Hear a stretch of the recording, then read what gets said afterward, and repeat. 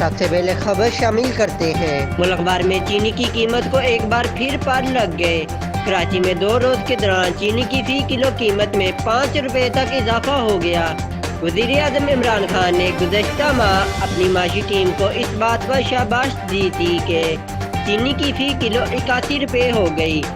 अब लाहौर, कराची, कोयटा, मुल्तान और फैसलाबाद में मुल्क के बड़े शहरों में चीनी की फी किलो कीमत एक बार फिर आसमान से बातें करने लगी। ज़रा के मुताबिक एक माह के दौरान चीनी 11 रुपए फी किलो महंगी हुई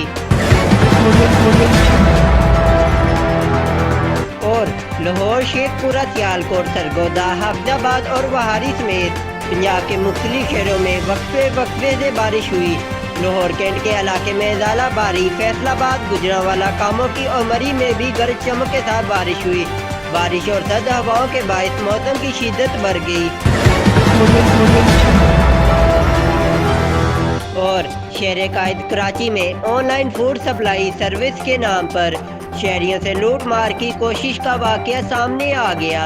SSP एस्ट कराची साजिद अमीर सदूसी के मुताबिक फिरोजाबाद पुलिस की जानिब से स्ट्रीट क्रिमिनल को दर लिया गया, जबकि गिरफ्तार मुल्जिम अब्दुल राऊफ से यूनिफॉर्म बैग और पिस्तौल भी बरामद हुआ।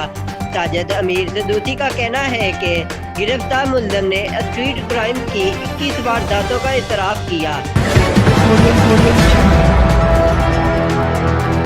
आलमी वबा कोरोना वायरस की दूसरी लहर में शिद्दत के बाइस बंद किए जाने वाले तलीमी अदारों को मरहलावार खोलने का फैसला किया गया।